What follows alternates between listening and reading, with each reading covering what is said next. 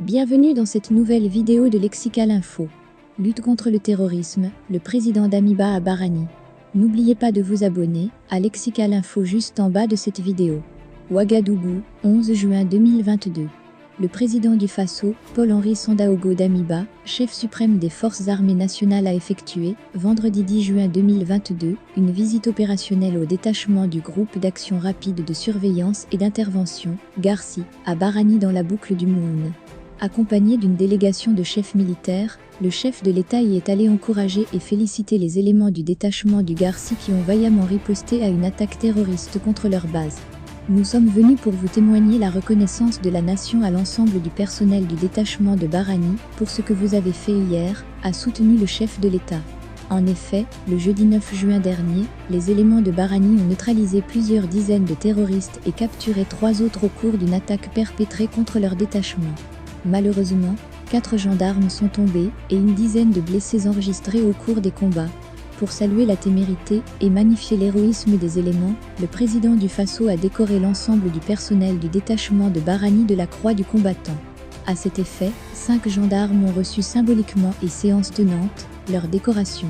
Pour le président du Faso qui a salué la mémoire des gendarmes tombés pour la patrie, cette action du détachement de Barani montre que les forces de défense et de sécurité puis les auxiliaires de sécurité ont la capacité de faire face aux groupes armés qui sévissent contre nos forces et contre nos populations.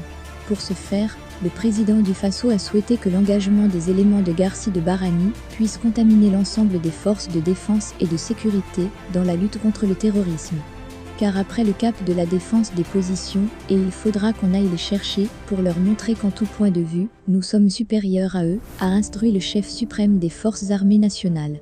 À cet effet, le président d'Amiba a invité les éléments à maintenir leur engagement pour nous permettre de stabiliser l'ensemble de la région et l'ensemble des territoires actuellement où l'insécurité a atteint des niveaux élevés.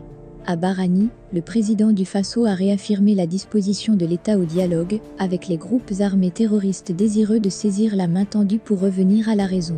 Cependant, a-t-il indiqué, nous continuons 24h/24 les opérations militaires sur l'ensemble du territoire en même temps que se poursuivent et se mettent en place les mécanismes de dialogue.